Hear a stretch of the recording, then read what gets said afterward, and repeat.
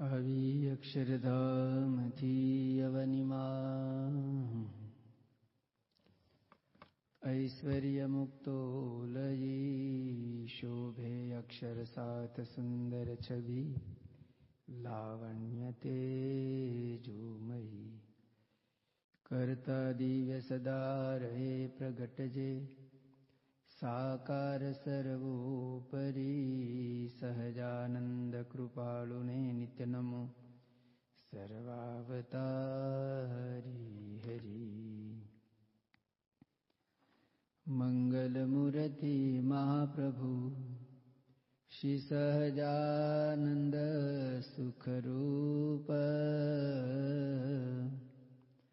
ભક્તિ ધર્મ સુત શ્રી હરિ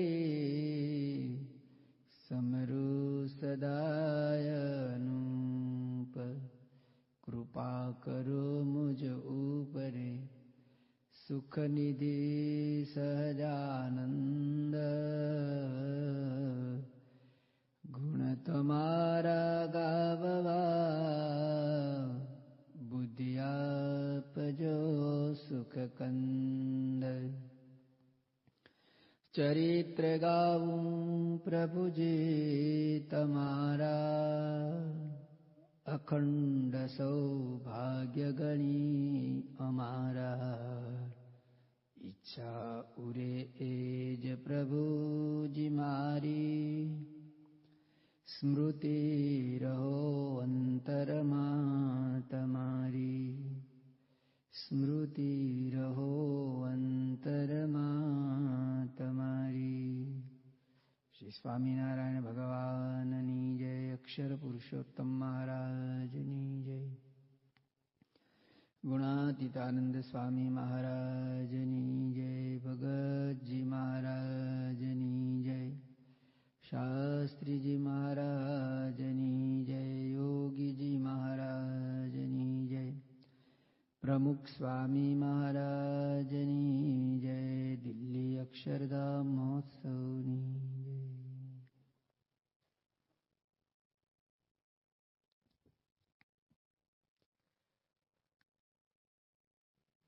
મુક્તાનંદ સ્વામીના આખ્યાન આપણે સાંભળી રહ્યા છીએ. મહારાજની આજ્ઞાથી મુક્તાનંદ સ્વામીનું મંડળ ધાંગધ્રાની અંદર જાય છે. મહારાજે એ વખતે સંતોને આજ્ઞા કરેલી કે 5 ઘરે ભિક્ષા માગવા માટે જવું અને 5 ઘરેથી ભિક્ષામાં જે કંઈ મળે એ ખાવાનું અને ન મળે તો હરી ઈચ્છા. એકના એક ગામમાં 2-3 મહિના સુધી રહેવાનું હોય, નાનું ગામ, તો ત્યાં આગળ ભિક્ષા મળે ન પણ મળે. અને એ વખતે શરૂઆતના દિવસો હોય. સ્વામિનારાયણ ભગવાન એમના સંતો પ્રત્યે એટલો મહિમા ભાવ આ ન હોવાને કારણે સંતો માધું કરી ભિક્ષા માગવા માટે જતા, પણ કોઈ જગ્યાએથી ભિક્ષા મળે ન મળે. એમાં પણ વળી જ્યારે દુષ્કાળનું વર્ષ આવે ત્યારે તો કંઈ નક્કી જ નહીં, કારણ કે પોતાને જ ખાવા માટે કંઈ ન મળતું હોય તો બીજાને શું આપે. એટલે સંતોને ભિક્ષા મળવી બંધ થઈ ગઈ. પછી શું કરવું? તો ગામની ભાગોળે એક તળાવ હતું, એનું નામ લખોટા તળાવ. તે લખોટા તળાવની પાળે ઝાડ નીચે સંતોનો ઉતારો હતો. મુક્તાનંદ સ્વામી જેવા આવા મોટા સંત છે, છતાંય એમને ઉતારા માટે કોઈ હરિભક્તોનું ઘર આવાસ નથી, પણ ગામની ભાગોળે ઝાડ તળે સંતોનું મંડળ ઉતરેલું છે અને 50 સંતો સાથે છે. આમે 50 માણસનું મોટું કુટુંબ હોય. તમે 5 માણસનું કુટુંબ ચલાવો છો તો અમને અત્યારે ખ્યાલ આવે છે એક કુટુંબને ચલાવવામાં કેટલી બધી વસ્તુ સીધું સામગ્રી જોઈએ. 50 સંતોનું મંડળ હોય, ગામમાં ભિક્ષા માગવા માટે જાય. 5 ઘરે ભિક્ષા માગવાની. આપણે સમજી શકીએ છીએ કે 5 ઘરેથી કોઈ દિવસ 50 માણસનું મળે જ નહીં. હા, એવું કરી દીધું હોય કે બધા સંતોએ જુદા જુદા જવાનું ને 5-5 ઘરે એક એક સંતે ફરવાનું, તો પછી 5 ટાઈમનું મળે. આ તો આખા મંડળના જે સંતો ભિક્ષા માગવા માટે ગયા એમાં ટોટલ 5 ઘરે ભિક્ષા માગવા માટે જવાનું. એક ઘરેથી એક રોટલો મળે, કોઈ જગ્યાએથી મુઠ્ઠી દાળ મળે, ચપટી ચોખા મળે, કે કંઈ ગઈકાલનું પડ્યું હોય એવું થોડું ઘણું મળે. તો આમાં તો 50 સંતોને કોઈ રીતે પૂરું થાય જ નહીં. આવું જ્યારે બન્યું ત્યારે સંતોએ પોતાની વાસ્તવિક પરિસ્થિતિ મહારાજને જણાવી કે મહારાજ, આવી મુશ્કેલી છે તો શું કરવું? અમે આથી થાકી ગયા છે, હરેરી ગયા છે એવું નહીં, પણ આપની આ અંગે જે કંઈ આજ્ઞા આદેશ હોય અથવા અમારે કેવી રીતે જીવન ટકાવવું, તો એવી જ્યારે એક પત્ર દ્વારા મહારાજને જાણ કરવામાં આવી. સ્વામિનારાયણ ભગવાને સંતોની પરીક્ષા કરી છે, સંતોને તાવ્યા છે. કેવી રીતે તાવ્યા જુઓ. મહારાજે એક પત્ર લખ્યો અને એક વાર્તા, એક દ્રષ્ટાંત લખ્યો. રિયલ આ પ્રસંગ બન્યો હશે કે નહીં બન્યો એ ભગવાન જાણે. પણ એક સંત મહાત્મા હતા અને એની પાસે 4 શિષ્યો આવે છે. એક શિષ્ય કહ્યું કે મારે તમારો સમાગમ કરવો છે ને તમારી પાસે રહેવું છે. સંત કહે છે કે મારી પાસે કોઈ ખાવાની વ્યવસ્થા નથી, મને મારા પૂરતું માન મળે છે, તો તું કેવી રીતે રહીશ?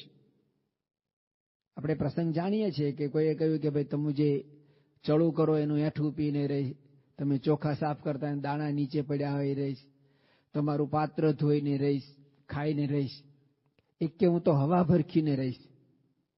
આ 4ની વાત મહારાજ કાગળમાં લખીને મોકલે છે. આપણે આવું તો નથી ને. પછી સંતોએ જાણ્યું કે શરીર હશે ને તો જ સાધના થઈ શકશે, શરીર હશે તો જ શ્રીજીની પ્રસન્નતા પ્રાપ્ત કરીશું, શરીર હશે તો જ શ્રીજીનો સંદેશો ગામો ગામ પહોંચાડી શકીશું, અને શરીર હશે તો જ શ્રીજી મહારાજની સ્વરૂપની નિષ્ઠા આપણે કરાવી શકીશું. આ પત્ર વાંચીને સંતોને સુરાતન ચડી ગયો કે કંઈ વાંધો નહીં, મહારાજ તો આપણી સાથે છે ને.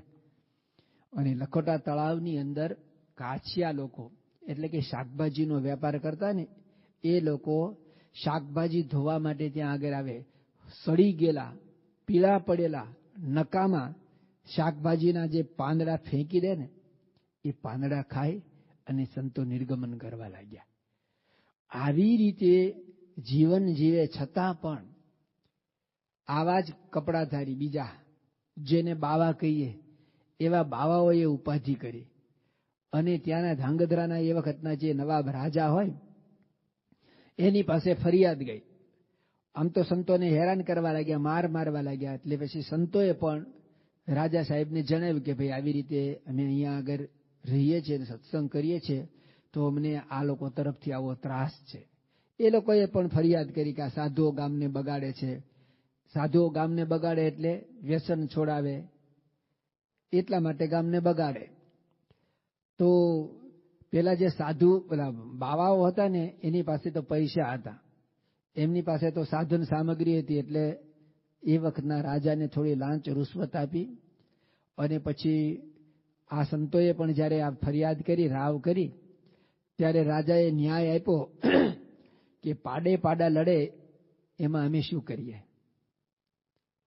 યોગીજી મહારાજ પરમ પૂજ્ય સંત સ્વામી આ દ્રષ્ટાંત આપતા આ પ્રસંગ કહેતા ત્યારે કહેતા કે ક્યાં પાડા અને ક્યાં ગાય. તો ગાય જેવા સંત, ગરીબ ગાય જેવા સંતો હતા, પણ રાજાએ પણ આવો ન્યાય કર્યો. સંતોએ સહી લીધું, ફરી મહારાજને જણાવ્યું કે મહારાજ આવું છે તો શું કરવું.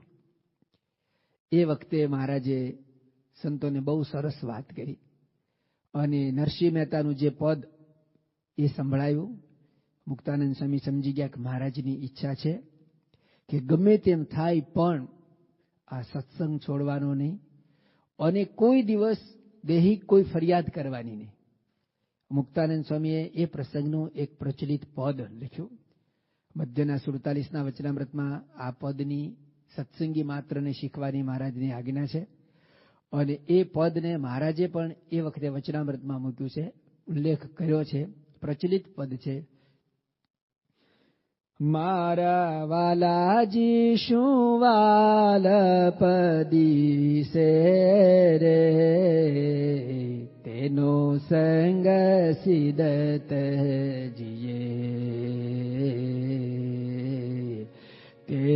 સંગ સિદત જીએ સન્મુખ જાતા શંકા ન કીજે મર ભાલા તણા મેહ વરસે સન્મુખ જાતા શંકા ન કીજે મર ભાલા તણા મેહ વરસે હંસજી હરિજનને મળશે હંસજી હરિજનને મળશે કાચી તે કાયા પડશે રે તેનો સંગ સિદત જીએ મારા વાલાજી શું વાલ પદીસે રે તેનો સંગ સિદત જીએ શૂળી ઉપર શયન કરાવે તોય સાધુને સંગે રહીએ શૂળી ઉપર શયન કરાવે તોય સાધુને સંગે રહીએ.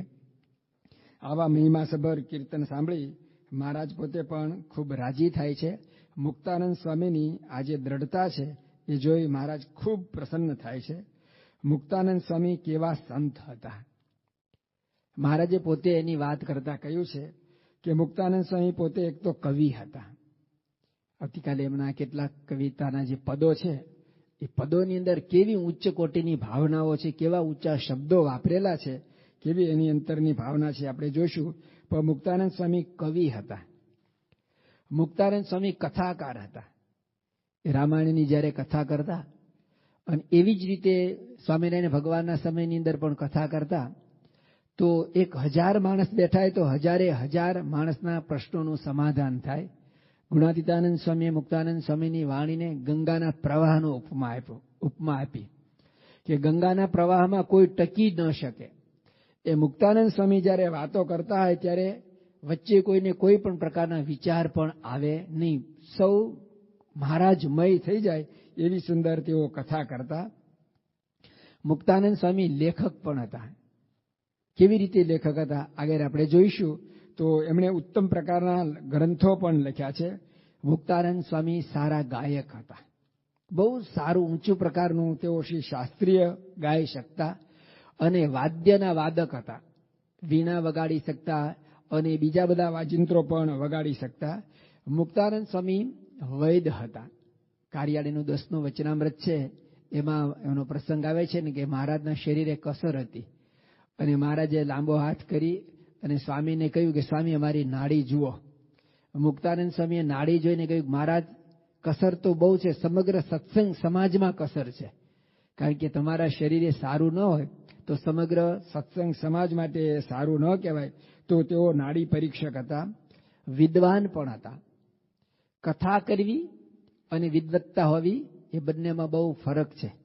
મુક્તાનંદ સ્વામી સ્વામિનારાયણ સંપ્રદાય શાસ્ત્રોક્ત છે ને એ પ્રતિપાદિત કરી શકે ને એવા જબરજસ્ત વિદ્વાન હતા. એ પ્રસંગ પણ આપણે હમણાં જોઈશું.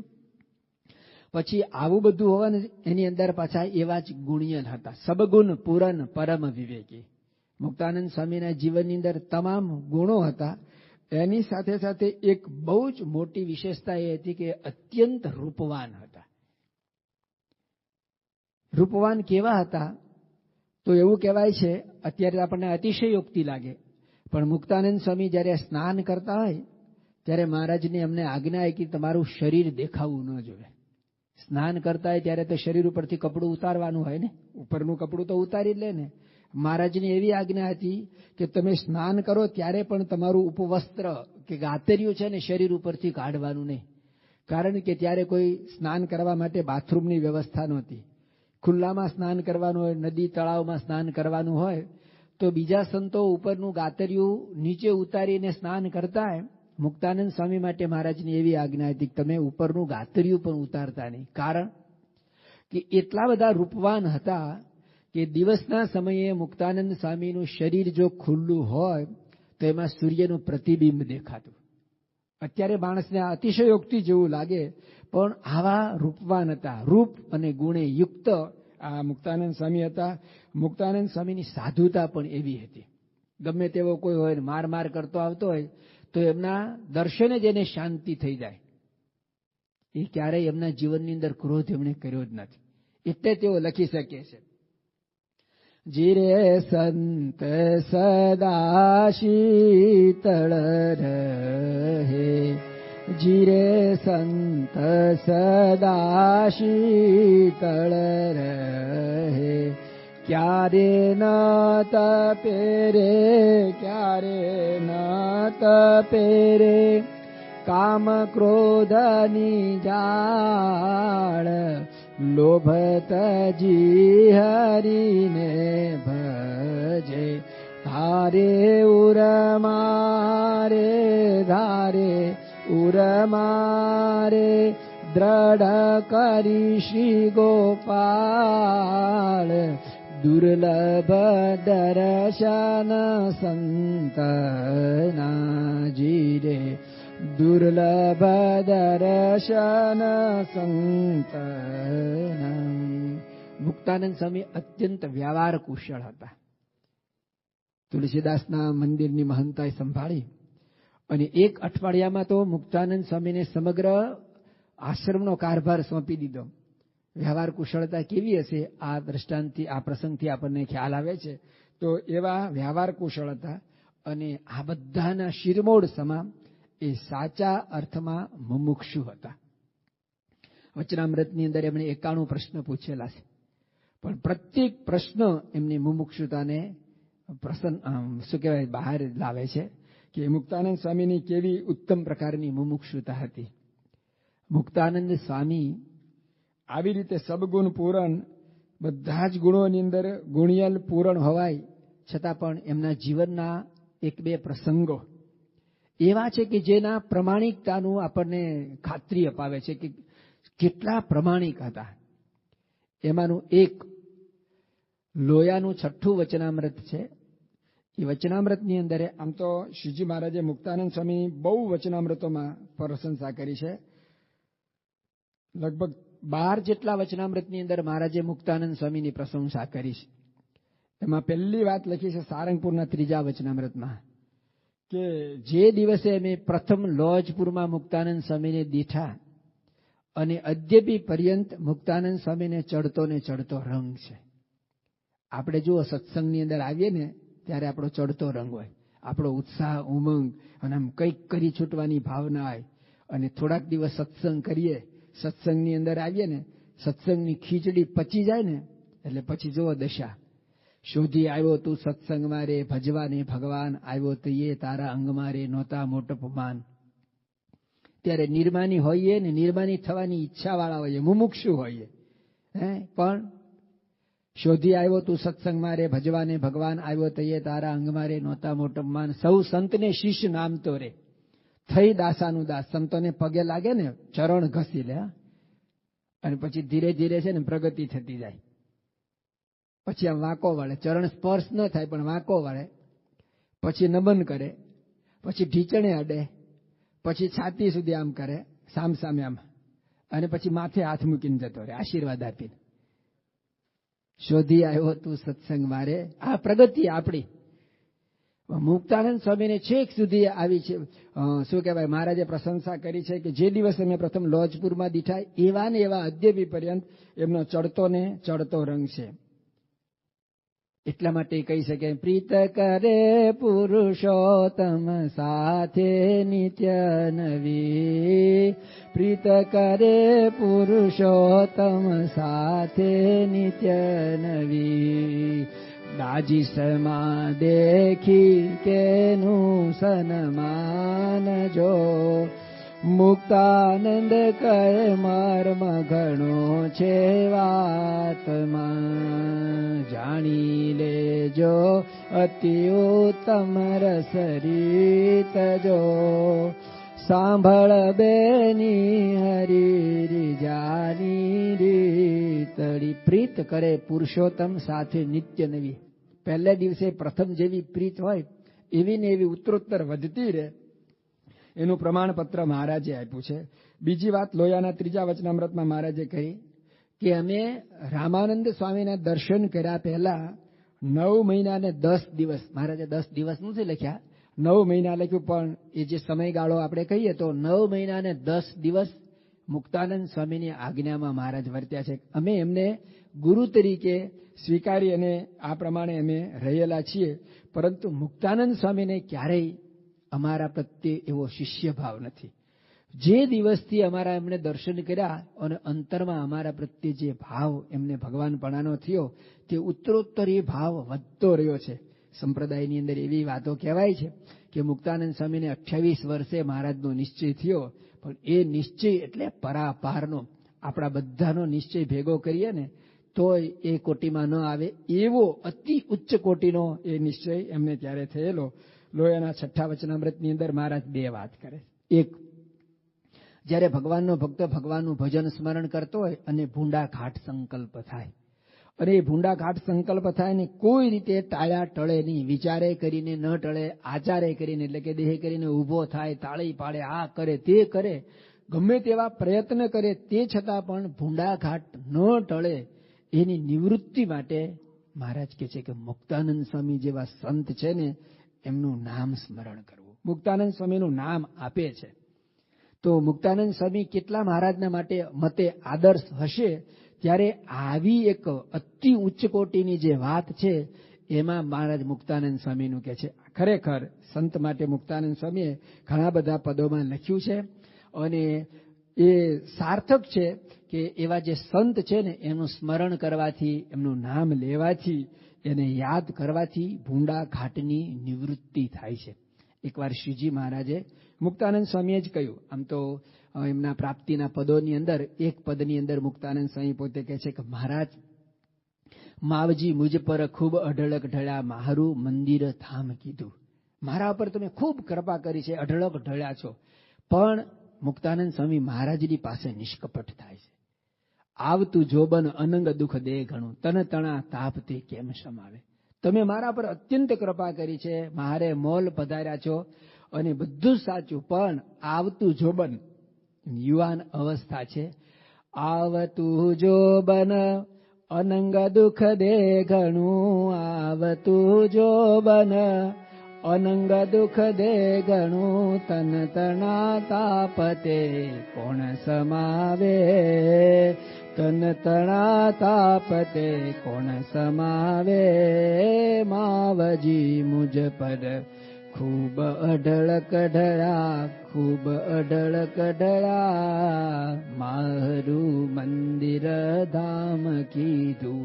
મહારાજ એક મારી પ્રાર્થના છે, આવતું જોબન એટલે યુવાન અવસ્થા અને અનંગ એટલે કામદેવ, આવતું જોબન અનંગ દુઃખ દે ઘણું, આ મારે તનની ઉપાધિ. જો શાસ્ત્રીજી મહારાજ ઘણી વખત કહેતા કે સત્પુરુષની ભેળો રે, કે એમ કરે અને સેવે, સેવે ભેળો રે કે તેમ કરે તો કારણ દોષ ન જાય. આપણી જે વાસના છે, કારણ શરીર જે ટાળવું છે ને એને માટે ઘણા એવું કે ભાઈ સંતોનો સમાગમ કરે, સાથે રે, સેવે, આ બધા 3 વસ્તુ છે ને બહુ સારી છે. સેવે એટલે કે સેવા કરે, સાથે રે, સમાગમ કરે, સેવે ભેગો રે, ભેગો રે તો ભીડો પણ સહન કરવાનું આવે, અથવા તો મોટા પુરુષની જે બધી ક્રિયા ગમો અણગમો આ બધું પણ સહન કરવાનું આવે. તો સેવે ભેગો રે ને કે એમ કરે, આ 3 ની અંદર ઘણી વાર સંતો કહે છે આવું કોણ કરે, સેવે એટલે કે સેવા કરે તો નોકર, નોકર હોય એને કઈ આજ્ઞા થાય, અથવા તો ગરજુ, સેવે ભેગો રે, પડ્યો રે, માખી મચ્છર પણ ભેગા જ રહે છે ને, સેવે ભેગો રે અને કે એમ કરે ને એ દાસ અથવા તો નોકર, એને એવું જ કહેવાય. કે એવું તો કોઈ પણ કરે, પણ એટલાથી કઈ કારણ શરીર વાસના એ ટળે નહીં. વાસના ટાળવા માટે શું કે નિર્દોષ સર્વજ્ઞ અંતરાય ટાળે, ભગવાનને નિર્દોષ સમજે અને સર્વજ્ઞ જાણે, અંતર્યામી જાણે કે ભગવાન છે ને તન કી જાણે, મન કી જાણે, જાણે ચિત્ત કી ચોરી, इसके आगे क्या छुपाए, जिसके हाथ में दोरी. ભગવાન બધું જ જાણે છે, સર્વજ્ઞ છે અને પછી ત્રીજું કહ્યું નિષ્કપટ, એની પાસે કોઈ પણ પ્રકારનું કપટ ન રાખે. તો મુક્તાનંદ સ્વામી જાહેરની અંદર આવી વાત કરે છે કે મહારાજ આવતું જોબન અનંગ દુઃખ દે ગણું તન તણા તાપ તે આસ સર્વે પરહરી પ્રીત તમ શું કરી વરી હું વ્રહવંતી નાથ તમને મદન રીપુ મારવા, મદન એટલે કામદેવ, મદન રીપુ મારવા તાપને ટાળવા અર્પી હું તન મન નાથ તુજને, મારું શરીર તન મન આ બધું જ મેં તમને અર્પણ કરી દીધું છે, તમે જેમ કહો એમ મારી કરવાની તૈયારી છે, પણ એક એવી દ્રષ્ટિ કરો.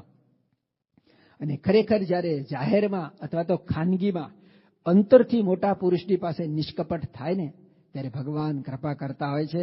મુક્તાનંદ સ્વામી પછી કહે છે મીઠી મીઠે માવજી જ્યારે જોયું સર્વે જન,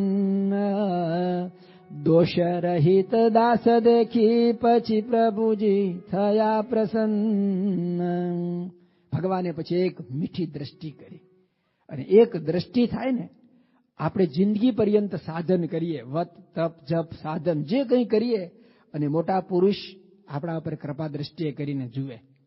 મધ્યનું 7નું વચનામૃત ગઈકાલે થોડો ઉલ્લેખ કર્યો હતો કે ભગવાનનો ભક્તો એના અંતરમાં તો એવી ઈચ્છા છે ભગવાનના ભજનમાં અંતરાય કરે એવો એકેય સ્વભાવ રાખવો નથી, તોય પણ અયોગ્ય સ્વભાવ રહી જાય. એનું શું કારણ છે? ત્યારે શ્રીજી મહારાજ બોલ્યા છે એને વૈરાગીની દુર્બળતા છે, એની ટાળાની શ્રદ્ધા હોય તોય પણ અયોગ્ય સ્વભાવ ટળે નહીં. ત્યારે વળી મુક્તાનંદ સ્વામી પૂછ્યું છે હે મહારાજ શો ઉપાય કરે ત્યારે વાસના ટળે, સ્વભાવ ટળે? ત્યારે શ્રીજી મહારાજ બોલ્યા છે કોઈ મોટા સંત છે એની અતિશય સેવા કરે અને પરમેશ્વરની આજ્ઞામાં જેમ છે તે મંડ્યો રહે, ત્યારે પરમેશ્વર એને કૃપા દ્રષ્ટિએ કરીને જુએ જે આ બચારો વૈરાગ્ય રહિત છે અને એને કામ ક્રોધાદિક દોષો પીડે છે. આવી રીતે મોટા પુરુષ કૃપા દ્રષ્ટિ કરીને જુએ. અને ભગવાનની કે મોટા સંતની જ્યારે દ્રષ્ટિ થાય ત્યારે એની દ્રષ્ટિએ માત્ર કરીને દોષ માત્ર બળીને ખાક થઈ જાય. ટળી જાય ને તો ફરી ફૂટે, પણ બળી જાય ને પછી એને ફૂટવાની આશા નહીં. તો આ રીતે મુક્તાનંદ સ્વામી માટે મહારાજે કહ્યું કે ભૂંડા ઘાટની નિવૃત્તિ માટે પણ મુક્તાનંદ સ્વામીની વાત મહારાજે કરી. વાણી જેની ચંચળ હોય એને ટાળવા માટે પણ મુક્તાનંદ સ્વામીને આદર્શ આપી કે મુક્તાનંદ સ્વામી ધીર ગંભીર અને શાંત હતા. તો એમાં પણ મહારાજે મુક્તાનંદ સ્વામીની પ્રશંસા કરી. લોયાના 13ના વચનામૃતમાં મહારાજ કહે છે કે પુરુષ નારાયણને લઈને તો મુક્તાનંદ સ્વામીને પણ ભગવાન જેવા કહેવાય. નારાયણને લઈ ભગવાનના સંબંધે કરીને તો આ પ્રમાણે મુક્તાનંદ સ્વામીને પણ ભગવાન જેમ જળ તરંગ નહીં ભેદ કદા, તેજ અગ્નિ ભિન્ન કદા, એમ હરિ હરિ ધ્યાને પામે સદા. આવી રીતે ભગવાનને લઈને તો મુક્તાનંદ સ્વામીને પણ એવા કહેવાય, ભગવાન જેવા કહેવાય. એવી રીતે મહારાજે વાત કરી. અને મધ્યનું 62નું વચનામૃત છે ને, સંત સ્વામી એને આપદાનું કહેતા. આપદા, આત્મનિષ્ઠા, પતિવ્રતાપણું અને દાસત્વપણું, આપદા. આ વચનામૃત છે ને આ ચમત્કારી વચનામૃત છે. કારણ કે વચનામૃત ગઢડા મધ્યનું 62 એટલે ગઢડામાં નિરૂપાયેલું છે. એ જ દિવસે એ જ તારીખે શ્રીજી મહારાજ સુરતની અંદર સમગ્ર સંઘ સહિત છે. મુક્તાનંદ સ્વામી પણ સુરતમાં છે. હરિલીલામૃતની અંદર આખ્યાન આખું કડીઓ બધું જ એનો ઉલ્લેખ સમયસર બધું આવે છે. તો આ પ્રમાણે મહારાજ અહીંયા મુક્તાનંદ સ્વામીને મધ્યના 62ના વચનામૃતમાં મુક્તાનંદ સ્વામીને ઉદ્દેશીને વાત કરે છે. એમાં છેલ્લે મહારાજ રહસ્ય કહે છે. રહસ્ય એટલું કહે છે કે અમને મુક્તાનંદ સ્વામી પ્રત્યે ઘણું હેત છે, અત્યંત હેત છે. અને મુક્તાનંદ સ્વામીને ક્ષય રોગ થયો છે. ક્ષય રોગ એટલે એ વખતે રાજરોગ ગણાતો, એની કોઈ દવા જ નહોતી. જેને ક્ષય રોગ થાય એ ક્ષય પામી જાય, નાશ પામી જાય, એવો ક્ષય રોગ થયો હતો. તો મહારાજ એ સમયે સમગ્ર સત્સંગ સમાજને, સંતો ભક્તોને કહે છે કે અમારા આશ્રિત એવા જે ભક્તો એને 3માંથી એક અંગ દ્રઢ કરવું. એક આત્મનિષ્ઠા, કેટલું અઘરું છે. બીજું દાસત્વપણું, હાથ જોડીને હજુર રહેવું. અને ત્રીજું પતિવ્રતાપણું, ભગવાનને વિશે પતિવ્રતાની આ ટેક રાખવી. આ 3 વાત કરીને પછી કહે છે કે એવું ન થાય તો 3ય અઘરું દેખાય છે. તો કે જેને આવું હોય એવા સંતને વિશે આત્મબુદ્ધિ રાખવી. અને પછી મહારાજ કહે છે કે આ જે એને વાત કરી છે ને એ બહુધા તો મુક્તાનંદ સ્વામી સારું કરી છે, કારણ કે એમને ક્ષય રોગ થયેલો છે અને રખેને એમનો દેહ પડી જાય. અને મુક્તાનંદ સ્વામી પણ હાથ જોડી કે હા મહારાજ, હું પણ એમ સમજુ છું કે આ વાત મારા માટે જ કરી છે. એમને દાસત્વપણું પણ હતું, આત્મનિષ્ઠા પણ હતી. આપણે સૌ જાણીએ છીએ કે મુક્તાનંદ સ્વામી ને બ્રહ્માનંદ સ્વામી બંને વિચરણમાં છે. અને એક ગામની ભાગોળેથી પસાર થયા ને તો ત્યાં આગળ એક બાવાએ મુક્તાનંદ સ્વામી ને બ્રહ્માનંદ સ્વામીને આમંત્ર્યા. ઘરે ગયા ને એટલે ઘરમાં પૂરી દીધા. ઘરમાં પૂરી, બારે સાંકળ વાંચી અને પછી છરો ઘસવા લાગ્યો, શાર્પ કરવા લાગ્યો. આમાં કોઈએ પૂછ્યું કે કેમ કરે તો કે આમ સ્વામિનારાયણના મુંડિયા લાગમાં આવ્યા છે ને નાક કાન કાપવા છે. એ બોલ્યો, બ્રહ્માનંદ સ્વામીએ સાંભળ્યું, મુક્તાનંદ સ્વામીએ સાંભળ્યું છે. બ્રહ્માનંદ સ્વામી હલી ગયા કે સમાજની અંદર બધું કરે ને ચાલે, પણ નાક કાન કાપે ને અને એમાંય નાક કપાય ને એ બહુ અઘરું છે. એ સમાજમાં નાક એનું જ કાપતા કે જેણે પંચ વર્તમાનમાંનું એક મોટું વર્તમાન લોપ્યું હોય. નાક ગમે તેનું ન કાપે. કોઈને માર્યો હોય કે નાની મોટી કઈ ભૂલ થઈ હોય એવામાં નાક નહોતું કાપવામાં આવ્યું. નાક કાપવા માટેનું એક જ એ વખતનું દૂષણ સમાજની અંદર પ્રચલિત હતું કે કોઈ ખરાબ કર્મ કરે, અઘટિત કર્મ કરે, દુરાચાર આચરે ને તો જ એનું નાક કપાતું. અને નાક કાપી લે એટલે સાધુનું નાક કપાય તો કેવું એને લાગે. એટલા માટે બ્રહ્માનંદ સ્વામી બહુ ચિંતિત થાય છે અને મુક્તાનંદ સ્વામીને કહે છે સ્વામી આ તો બહુ ખરાબ. જો આવા સમયે આત્મનિષ્ઠા કેટલી, પ્રથમનું 56 કે આત્મનિષ્ઠા છે ને એ અંત સમય ખબર પડે. અંત સમય એટલે જિંદગીના છેલ્લા સમય નહીં, પણ પ્રસંગના અંતે કોઈ પણ પ્રસંગ થાય ને એનો અંત ભાગ આવે ને ત્યારે આપણને ખબર પડે કે આપણી દ્રઢતા કેટલી છે, સમજણ કેટલી છે. મુક્તાનંદ સ્વામી કહે છે કે અનંત જન્મ સુધી સગા સંબંધી બૈરા છોકરા માટે નાક કાન કપાવ્યા છે, આ વખતે ભગવાન માટે પણ એ જરાય ચલિત થતા નથી. પછી તો આવી એમની દ્રઢતા જોઈને રે તેની મદદ કરે મોરારી. રાઘવજત નામનો કોઈ એક માણસ ત્યાંથી નીકળે છે, પેલા બાવાને શરો ઘસતો જોઈને પૂછે એટલે શું કરે તો કે શરો ઘસું. કેમ કે સ્વામિનારાયણના મુંડિયા અંદર પૂર્યા છે ને એના માટે. અને ભગવાને એનામાં પ્રવેશ કરી અને એ બંનેને જેમ જગન્નાથપુરીની અંદર મહારાજાની સામસામા બેને લડાવ્યા હતા એવી રીતે રાઘવજત વચ્ચે પડી છે અને આ પ્રમાણે બંને સંતોનો છુટકારો થાય છે.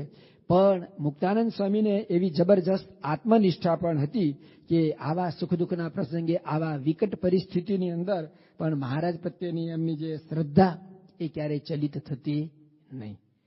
બીજો એક પ્રચલિત પ્રસંગ આપણે સૌ જાણીએ છીએ, પ્રસંગ રમૂજી છે. હરિલીલામૃતમાં એનું ખૂબ સુપેરે વર્ણન કર્યું છે. વધારે પડતો આ પ્રસંગ બ્રહ્માનંદ સ્વામીનો છે, પણ એમાં મુક્તાનંદ સ્વામીની સાધુતા બહાર આવે છે, શિરમોડ બને છે. પ્રસંગ એવો છે કે બ્રહ્માનંદ સ્વામી બીમાર થાય છે અને હવે એમનો દેહ ટકે એવો નથી. એટલે જ્યારે બધાને આ ખબર પડી એટલે મહારાજને બધા વિનંતી કરે છે કે મહારાજ કોઈ પણ ભોગે બ્રહ્માનંદ સ્વામી તો રહેવા જ જોઈએ, કારણ કે બ્રહ્માનંદ સ્વામી હોય તો જ તમારી મૂર્તિનું સુખ આવે. તમે રસઘન મૂર્તિ છો, પણ એ મૂર્તિનો રસ બારે લાવવાની કળા કૌશલ્ય બ્રહ્માનંદ સ્વામીમાં છે. એટલે મહારાજને હસાવે, રમાડે, આ બધા જે આનંદ પ્રમોદ થતો હોય. અને એ બ્રહ્માનંદ સ્વામી જો ન હોય તો એટલે બધાએ મહારાજને પ્રાર્થના કરી. મહારાજ કે પણ એની આવરદા તો પૂરી થઈ ગઈ છે. અને બધાએ અંતરથી એવી પ્રાર્થના કરી કે મહારાજ અમારી આવરદા અમે બ્રહ્માનંદ સ્વામીને આપીએ. સભામાં એ વખતે જેટલા ભક્તો બેઠા હશે મહારાજે કહ્યું સારું. તો દરેકે એક સપ્તાહ 7 દિવસની આવરદા બ્રહ્માનંદ સ્વામીને આપી. અને બ્રહ્માનંદ સ્વામી તો આ પ્રમાણે લાંબુ આયુષ્ય ભોગવતા થયા. પણ બ્રહ્માનંદ સ્વામીના મંડળની અંદર એક સાધુ હતા અને એ સાધુને કંઈ બનાવ બન્યો હશે અને એમની ઈચ્છા થઈ કે મારે બ્રહ્માનંદ સ્વામીની સાથે નથી રહેવું. બ્રહ્માનંદ સ્વામી સાથે નથી રહેવું તો બીજી કોઈની સાથે તો રહેવાય નહીં. એટલે પછી વચલો માર કે હું ઘરે જતો રહું, નીકળી જાઉં. મુક્તાનંદ સ્વામીને આ ખબર પડી. મુક્તાનંદ સ્વામી એને આશ્વાસન આપ્યું, એમને પોતાની પાસે રાખ્યા.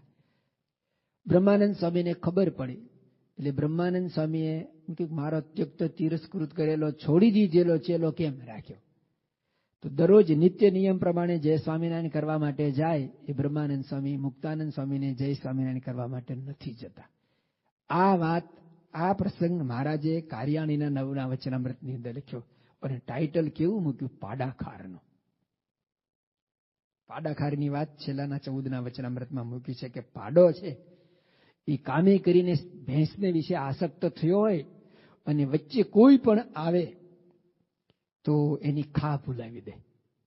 પછી બીજો સામે પાડો હોય તો પાડાને મારી નાખે, અને કોઈ માણસ હોય ને એ માણસે પણ જો એને રોક્યો હોય તો ત્યાં સુધી સમાજની અંદર તો એની લોક વાયકા છે કે માણસ મરી જાય ને ત્યારે જે જગ્યાએ એનો રાખનો ઢગલો હોય ને એને પણ એ પાડો માથા મારીને એ ઢગલો પણ ફેંદી નાખે. આટલી બધી એને એમાં આસક્તિ હોય છે, અથવા આવું એને વિશે ખાર વેર બંધાય છે. મહારાજે આ વચનામૃતનું ટાઇટલ મૂક્યું પાડાખારનું. હવે જે સંતો વચનામૃતના સંપાદક હોય એ પોતાનો પ્રસંગ બન્યો હોય એને આવા ટાઇટલથી નવાજી શકે ખરા? આવું ટાઇટલ મૂકે? પ્રસંગ કદાચ મહારાજની ઈચ્છા આજ્ઞા હોય લખવો ઘટે ને તો પણ એને ડાયલ્યુટ કરી નાખે. લોયાના 6 વચનામૃતની વાત કરતો મહારાજે મુક્તાનંદ સ્વામી પ્રશંસા કરી, અને પણ એમાં શબ્દ કેવો મૂક્યો કે મુક્તાનંદ સ્વામી જેવા લોક વ્યવહારે મોટા. મુક્તાનંદ સ્વામી ઉંમરમાં મોટા છે, સાધુતામાં મોટા છે, ગુણે કરીને મોટા છે, રૂપથી મોટા, બધી રીતે આપણે જોયું મોટા છે. પણ મહારાજ શબ્દ કેવો મૂકે છે? કોઈ ડિગ્રીધારી હોય અને ડિગ્રેડ કરવામાં આવે ને, કોઈ વ્યક્તિ હોય ને બુદ્ધિશાળી હોય અને કે આ બહુ ડાયો છે, સારું લાગે, પણ કે દોઢ ડાયો છે તો ડાયો છે ને સારું, પણ દોઢ ડાયો કે તો એક કરતા બીજો અડધો વધારે સારું કહેવાય. દોઢ ડાયો એટલે સમાજની અંદર નકામો, કઈ કામનો નથી, નકામો માણસ છે એવું થઈ ગયું. તો મહારાજ મુક્તાનંદ સ્વામીની મોટપ કે છે, પણ શું કે છે? શબ્દ કેવું વિશેષણ વાપરે છે? લોક વ્યવહારે કરીને. એટલે કે આધ્યાત્મિક માર્ગની મોટપ આંતર વૈભવ નથી, એમાં બાહ્ય મોટપને આધ્યાત્મિક માર્ગની અંદર કોઈ એની કિંમત જ નથી. આધ્યાત્મિક માર્ગ આંતર સાધનાનો છે, અને આંતર સાધનાની અંદર કે બાહ્ય જગત વ્યવહારની અંદર, લોક વ્યવહારની અંદર મોટો હોય. મહારાજે પ્રથમના 27માં લોકની અંદર જેની પાસે એક ઘોડું હોય એના કરતા 10 ઘોડા એ મોટો કહેવાય. એવી રીતે લોકની અંદર જે મોટપ છે ને એ સ્થાનમાં મુક્તાનંદ સ્વામીને મૂકી દીધા. મુક્તાનંદ સ્વામી વચનામૃતના સંપાદક સંત છે, મોટા વરિષ્ઠ વડીલ સંત છે. જો એ ધારે ને તો એમાં લોક વ્યવહાર શબ્દ છે ને એ પ્રૂફ રીડિંગમાં ઉડાવી દે તો શું આવી જાય શબ્દ? મુક્તાનંદ સ્વામી જેવા મોટા સંત. અને પછી લોક વ્યવહારે મોટા, લોક વ્યવહારે મોટા એટલે દોઢ ડાયો, ડિગ્રેડ, અને મોટા એટલે ખરેખર મોટા. પણ આ મુક્તાનંદ સ્વામી છે ને મહારાજે જેમ એને રાખ્યા ને એમ રહ્યા છે. મહારાજ કે લોક વ્યવહારે મોટા તો લોક વ્યવહારે મોટા, ખોટા તો ખોટા. એની કોઈ એને પડી નથી, એને ગણના નથી. સાચા અર્થમાં એ સાધુ છે, એ આંતર વૈભવ ખીલવીને બેઠેલા છે, મહારાજના રંગે રંગાયેલા છે.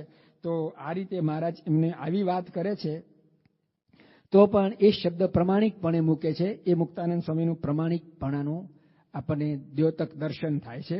અંત્યના 24ના વચનામૃતમાં મહારાજ કહે છે કે મુક્તાનંદ સ્વામીને વિશ્વાસનું અંગ. મહારાજ ગઢાળી જમવા માટે જવાના છે. આંબા શેઠનું આમંત્રણ છે. પ્રસંગ એવો છે કે આંબા શેઠે મહારાજને કહ્યું કે કેટલા સંતો આવશો? મહારાજે કહ્યું કે 5. તો કે બસ. મહારાજ કે 50 લાવીશું. તો કે બહુ સારું. આંબા શેઠની પણ એટલી જ લિમિટ હતી, 50 આવે તો સારું. અને મહારાજ તો 5 ને 50 ને બદલે એક મીંડું વધારીને ગયા, 500 સંતોને લઈને ગયા. અને મહારાજ મુક્તાનંદ સ્વામીને પૂછે છે કે સ્વામી, એક શેર જેટલા ચોખા હતા. એ ચોખા બતાવીને મહારાજ મુક્તાનંદ સ્વામીને પૂછે કે સ્વામી, આટલામાંથી કેટલા માણસ જમે? મુક્તાનંદ સ્વામી પહેલી તો વાત એવી કરી કે મહારાજ આપ ધારો એટલા. મહારાજ કે ના, પણ આટલા ચોખામાંથી ખરેખર રસોઈ બનાવે તો કેટલા જમે? મુક્તાનંદ સ્વામીને રસોઈનું પણ જ્ઞાન છે. એમને કહ્યું કે મહારાજ આટલા ચોખાની રસોઈ બનાવી હોય તો 10 માણસ જમે. મહારાજ કે બસ 10 જ જમે, વધારે? એમ કરતા કરતા મહારાજની ઈચ્છા જોઈ મુક્તાનંદ સ્વામી વધારતા ગયા કે મહારાજ કે આમાંથી 500 માણસ પણ જમે. અને મહારાજને આજ એમની આગળ કહેવરાવવું હતું કે અમે ધારીએ એટલા માણસ આમાંથી જમે, 500 જમે ને 5000 પણ આમાંથી જમે. એકવાર મહારાજના હાથમાં રૂમાલ છે. મહારાજે મુક્તાનંદ સ્વામીને પૂછ્યું કે આ શું છે? બધાને ખબર પડે, 5 વર્ષનો છોકરો હોય ને તો એ કહી શકે કે આ રૂમાલ છે, એમાં પૂછવાનું ન હોય. તો મુક્તાનંદ સ્વામી કહ્યું મહારાજ રૂમાલ છે. મહારાજ કે તલવાર છે. મુક્તાનંદ સ્વામી કોઈ પણ પ્રકારની શંકા વગર કે હા મહારાજ તલવાર છે. મહારાજ કે ના, અને તલવાર બતાવીને કે આ રૂમાલ છે. હા મહારાજ રૂમાલ છે. કારણ કે રૂમાલ અને તલવાર નામ પડાવનાર કોણ? પાડનાર તો હું તમે આપણે આપણા જેવા હોઈએ. કોઈએ પણ સમાજની અંદર કોઈ વસ્તુ જોઈ એનું નામ પાડ્યું, પણ એની અંદર પ્રેરણા કરવા વાળા કોણ? પ્રેરણાદાતા કોણ? આજ સુધી અમને ખબર છે કે પ્રેરણાદાતા તો પરમેશ્વર છે, અને એ પરમેશ્વર તમે છો. તો મુક્તાનંદ સ્વામી તલવારને રૂમાલ કહી શકે છે, અને રૂમાલને તલવાર આપણે છે ને કેવા ખાતર કહીએ, હા મારા જાવ ને તમે રાજી. બિરબલ અકબરનો આવો પ્રસંગ આવે છે ને કે અકબરે બિરબલને પૂછ્યું કે શાકભાજીમાં સૌથી શ્રેષ્ઠ શું? અકબરની ઈચ્છા હતી કે રીંગણા સારા, એટલે બિરબલે રીંગણાના વખાણ કરે કે રીંગણા. અકબર બાદશાહ કહે રીંગણા તો શું સારા, ઉનાળાની અંદર તો ચરકા લાગે ને ગરમ પડે ને આન તેને, કા રીંગણા નહીં સારા. અકબર બાદશાહ કે કેમ તમે ઘડીક રીંગણા સારા કહો છો? ના, તો કે હું તો તમારો ચાકર છું, રીંગણાનો નહીં. તમે જેમાં રાજી એ રાજી, મારે ક્યાં એમાં બીજું કશું કરવાનું. મુક્તાનંદ સ્વામીએ કઈ એવી ભાવનાથી અકબર બિરબલનો આ પ્રસંગ જાણે છે અને મહારાજને નથી રાજી કરવા કહ્યું, પણ મહારાજને વિશે એવી નિસ્તર્ક બુદ્ધિ હતી કે ભગવાન જે કે એ ભગવાન તો સમર્થ છે, જે ધારે એને એ કહી શકે. તો આવી રીતે મુક્તાનંદ સ્વામીને વિશ્વાસનું અંગ. પછી બીજું કહ્યું કે મુક્તાનંદ સ્વામીને અમારી પ્રસન્નતા કરવાનું અંગ. મુક્તાનંદ સ્વામીને અમારી પ્રસન્નતાનું અંગ. તો એમના જીવન દરમિયાનમાં આપણે જોઈએ છે વચનામૃતની અંદર જે એમાં પ્રશ્નો છે ને એની અંદર પણ હે મહારાજ તમે કઈ પ્રકારે રાજી, અતિશય રાજી થાવ, રાજી નહીં પણ અતિશય રાજી કેવી રીતે થાવ?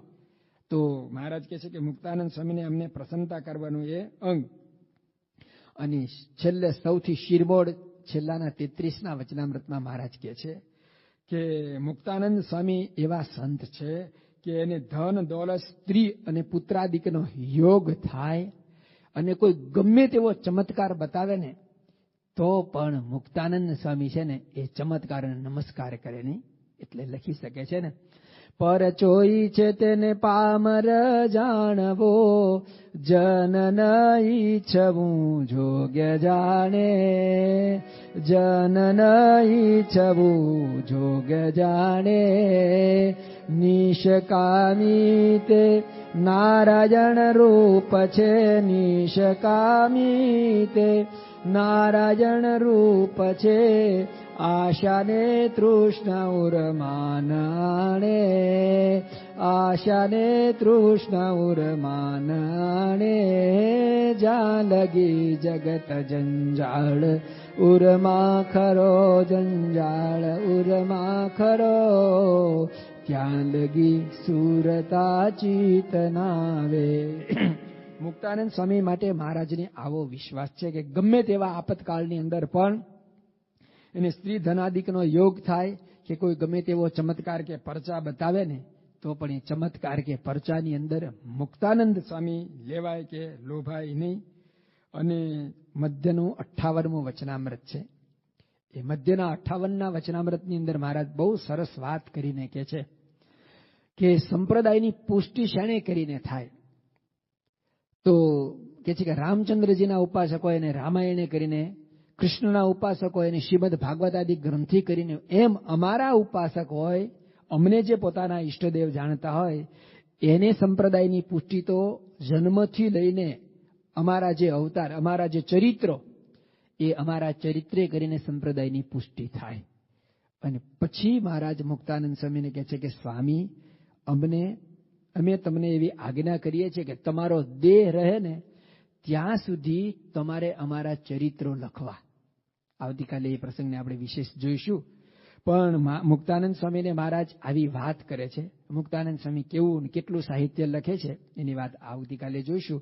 પણ આ સાહિત્ય લખવાની જ્યારે વાત આવી ત્યારે હવે સાહિત્ય છે ને બે રીતે લખાય. એક તો ગુજરાતમાં જન્મ છે એટલે ગુજરાતી ભાષામાં, જેને પ્રાકૃત ભાષા કહેવાય કે જે તે પ્રદેશની ભાષા. બીજી કે જ્યારે સર્વજનને સમાસ થાય એવી વિદવત વર્ગ જેને માન્ય કરે એવી જો ભાષામાં સાહિત્ય લખવું હોય અને ભગવાનનું જીવન ચરિત્ર લખવું હોય ને, તો એ સંસ્કૃત ગિરવાણ ભાષા કે જે સર્વને માન્ય કહેવાય, સર્વોચ્ચ ભાષા કહેવાય. એ ભાષાની અંદર જો અમારા ચરિત્રો લખવામાં આવે ને તો એ સર્વ એને માન્ય કરે. પણ મુક્તાનંદ સ્વામી તો શરૂઆતના વર્ષોની અંદર એને આ રીતે રામાયણ વગેરે ગ્રંથોનો અભ્યાસ હતો.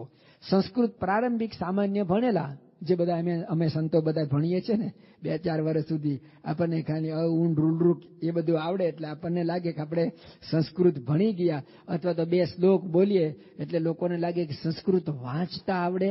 એ વસ્તુ જુદી છે. પણ મહારાજે તો મુક્તાનંદ સ્વામી સામે દ્રષ્ટિ કરી કે સ્વામી તમે સંસ્કૃત ભણો. મુક્તાનંદ સ્વામી કેટલા ઉચ્ચ કોટીના આજ્ઞાપાલક છે. એમની ઉંમર 51 વર્ષ વટાવી ગઈ છે. વનમાં ગયેલો છે. માણસ વનમાં જાય ને એટલે પાછો ન આવે.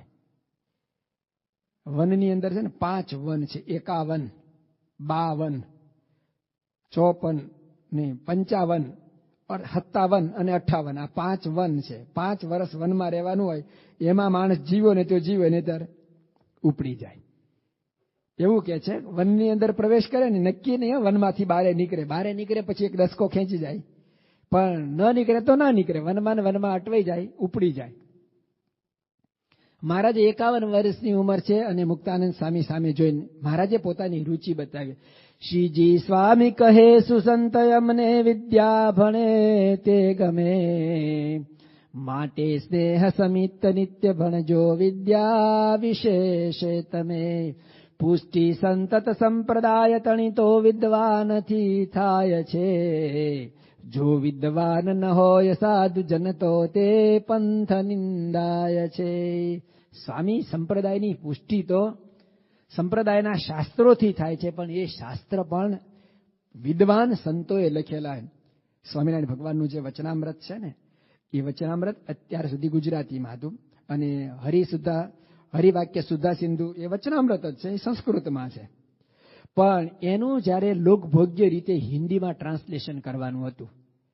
પરમ ભગવદીય શ્રી હર્ષદભાઈ દવે સંપ્રદાયના સાક્ષર કહેવાય. સંપ્રદાયના બધા જ ગ્રંથો એમણે લખેલા છે. એમની કલમમાં, વાણીમાં, પેલામાં જાદુ છે. પણ જ્યારે વચનામૃતનું હિન્દીમાં ટ્રાન્સલેશન કરવાનું આવ્યું ને, ત્યારે તો હર્ષદભાઈએ જ બાપાને, પ્રમુખ સ્વામી મહારાજને કહ્યું, બાપા મારાથી એ કામ ન થઈ શકે, કારણ કે મારું હિન્દી એટલું પાવરફુલ નથી. બાપાએ કહ્યું તો આપણે હિન્દીમાં કરવું છે તો શું કરીએ? અને એમણે એક શાસ્ત્રી શોધી કાઢ્યા, રામ સ્વરૂપ શાસ્ત્રી કરીને હતા. હિન્દીના બહુ જ પ્રકાંડ પંડિત હતા અને બહુ જ હિન્દીમાં પ્રભુત્વ હતું. અને એમણે હિન્દીમાં વચનામૃતનું પ્રથમ જે ટ્રાન્સલેશન કર્યું છે ને, રામશંકર શાસ્ત્રીએ કરેલું છે. હવે તમે સારંગપુરનું 7મું વચનામૃત નૈમિષારણ્ય ક્ષેત્રનું વાંચો ને, કે જેમ અતિ તીખી અણીવાળું બાણ હોય અને એને ભીતમાં ઘા કરે ને તો સોંસુર નીચે જાય, અને એ બાણમાંથી થોથું કાઢી નાખ્યું હોય, લો પછી ઉથડકીને પાછું પડે. થોથાનું હિન્દી શું કરવું? ઉથડકીને પાછું પડે. ઉથડકી એનું હિન્દી શું કરવું? એ કોણ હિન્દી કરી શકે? એ જો ગુજરાતમાં જન્મ્યો હોય ને તો એ ઉથડકવું હું ને થોથું હું એનું કંઈક નજીકનો શબ્દ લાવી શકે. બાકી અહીંયા વિદેશની અંદર જે માણસ જન્મ્યો હોય અને એ જ વચનામૃત જે ગુજરાતી છે એનું અંગ્રેજી કરે ને, ઉથડકવાનું અંગ્રેજી શું કરો? આત્મ સ્વરૂપ સ્વામી કઈ થાય? બહુ અઘરું પડે ને. તો મહારાજ મુક્તાનંદ સ્વામીને કહે છે કે કોઈ વિદ્વાન ગ્રંથ લખે અને તમે જે અમારા ચરિત્રો જોયા છે, જાણ્યા છે, માણ્યા છે, એવા તમારા મુખે જો લખાય ને, એની વાત આખી જુદી. અને મુક્તાનંદ સ્વામી 51 વર્ષની ઉંમરે સંસ્કૃત ભણવાનો પ્રારંભ કરે છે. અશક્ય કહેવાય. અને સંસ્કૃત ભણે છે એટલે એશઃ અશ્વઃ ધાવતી, આ ઘોડો છે, ઘોડો દોડે છે, આવું સંસ્કૃત નહીં. પણ મુક્તાનંદ સ્વામી એવું સંસ્કૃત ભણ્યા કે એ વખતે વિદ્વત વર્ગની અંદર એવું કહેવાતું કે કોઈ પણ સંપ્રદાય હોય ને તો એ સંપ્રદાયને વિદ્વાનો માન્ય કરે તો એને સંપ્રદાયમાં સ્થાન મળે, નહીતર એ પંથ કે વાડો કહેવાય, અથવા તો કોઈ બાપુની જગ્યા કહેવાય. સ્વામિનારાયણ ભગવાને સ્વામિનારાયણ સંપ્રદાયની સ્થાપના કરી છે. હિન્દુ સનાતન ધર્મની અંદર આ એક ઉચ્ચ કોટીનો સંપ્રદાય છે. એવું પ્રતિપાદિત જો કરવું હોય તો એ વખતના જે સર્વોચ્ચ વિદ્વાનો હોય એને માન્યતા આપે તો એ સંપ્રદાયમાં સ્થાન પામે. વિદ્વાનો માન્યતા ત્યારે આપે કે એ વખતના 3 જે ગ્રંથ શ્રી ભાષ્ય, ગીતા, ભાગવત અને ઉપનિષદ, આ 3ના ઉપર સંપ્રદાયનું પોતાનું ભાષ્ય એટલે કે ટીકા. ટીકા એટલે આપણે કહીએ ને આ ટીકા કરે છે, નિંદા નહીં, પરંતુ એના ઉપર ગ્રંથ લખે, પોતાનું મનન વિવેચન આપી શકે. આને સંપ્રદાયમાં વિદ્વત ભાષામાં એને પ્રસ્થાનત્રય કહેવામાં આવે છે.